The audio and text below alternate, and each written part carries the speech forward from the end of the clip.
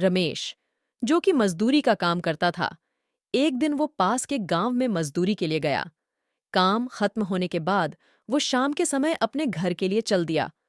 पर उस दिन अचानक से बारिश होने के कारण रमेश कुछ देर उसी गांव में रुक गया। फिर जब बारिश बंद हुई तो रमेश वापस अपने घर की तरफ चल दिया, मगर तब तक अंधेरा हो चुका था। जल्दी घर पहुंचने के चक्कर में रमेश ने खेतों के बीच बने रास्ते से जाने का निश्चय किया। काफी समय चलने के बाद रमेश अपने गांव के नजदीक आ चुका था। गांव के में पहुंचने के लिए एक बगीचे से होके जाना पड़ता था। जैसे ही रमेश उस बगीचे में पहुंचा, वैसे ही उसे एक बच्चे के रोने की आवाज सुनाई दी। ये सब उस भूत का छलावा था। रमेश से सोचा, इतनी रात को इस बगीचे में बच्चा कैसे आ सकता है। उसने बच्चे को ढूंढने के लिए इधर उधर देखा, पर कोई नहीं दिखा। तब उसे ख्याल आया कि हो सकता है कोई औरत किसी काम से बगीचे में अपने बच्चे को साथ लेके आई होगी, इसलिए वो अपने घर की तरफ चल दिया। पर जैसे जैसे वो आगे बढ़ते जा रहा था, बच्चे के रोने की आवाज उसे और जोरों से सुनाई देने लगी। रमेश ने फिर सोचा, हो सकता है वो औरत किसी परेशानी में फंस गई होगी, मुझे मदद करनी चाहिए। फिर जिधर से आवाज आ रही थी, रमेश उधर ही जाने लगा। कुछ दूर पहुंच के उसने देखा, एक 6-7 महीने का बच्चा एक पेड़ के नीचे लेटा हुआ है और वहीं रो रहा है। रमेश तुरंत उस लड़के के पास पहुंचा और जोर जोर से आवाज देने लगा, कौन है यहाँ पे?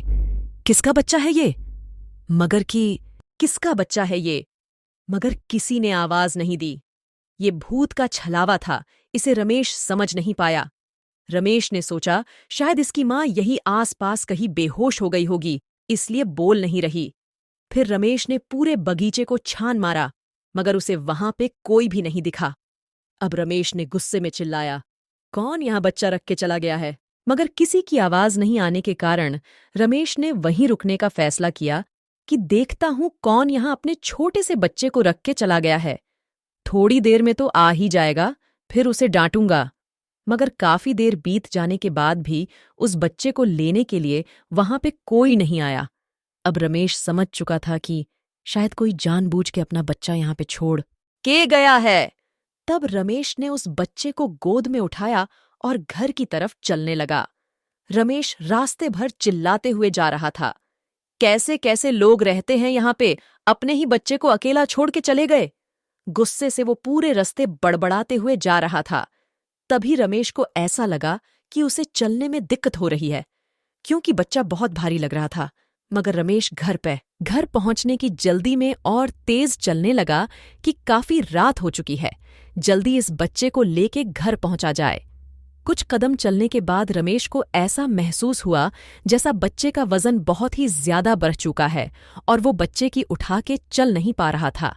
जैसे ही रमेश ने बच्चे की तरफ देखा, उस बच्चे की एक आंख बाहर की ओर लटक रही थी और उसके पैर जमीन तक टच होने ही वाले थे, और बच्चा रमेश को देख के हंस रहा था। रमेश इतना देखते ही डर के मारे उस बच्चे को फेंक दिया। फेंकने के बाद वो बच्चा जमीन पे नहीं गिरा, बल्कि जमीन से थोड़ा ऊपर ही लटकने लगा और जोर जोर से हंसते हुए बोला, क्या हुआ? मुझे अपने घर नहीं ले जाएगा? तू पूछ रहा था ना कि मैं किसका बच्चा हुआ? थोड़ा देर और गोद में रखता, तब तुझे बताता किसका बच्चा हुआ। मैं इतना सुनते ही रमेश वहां से तुरंत भागने लगा और अपने घर पहुंचा। मगर उसने ये बात किसी को नहीं बताई, ताकि घर वाले भी न डर जाए। जैसे तैसे उसने खाना खाया और सोने लगा। अभी रमेश को हल्की नींद लगी ही थी कि फिर घर के बाहर से उस बच्चे के रोने की आवाज आने लगी। रमेश ने डर के मारे उठ गया। धीरे वो आवाज और तेज होने लगी। उसने अपने घर वालों को जगाया और सबको उस घटना के बारे में बताया। फिर उसने कहा, वो बच्चा अभी भी घर के बाहर रो रहा है। मगर बच्चे के रोने की आवाज किसी को सुनाई नहीं दे रही थी। वो आवाज बस रमेश को ही आ रही थी। उसके बाद रमेश के घर वालों ने गांव के ही एक बाबा को बुलाया, जिन्होंने रमेश का इलाज किया और उसके हाथों में धागे बांधे, जिसके बाद रमेश को उस बच्चे के रोने की आवाज आनी बंद हो गई। फिर रमेश उस रात आराम से सो पाया।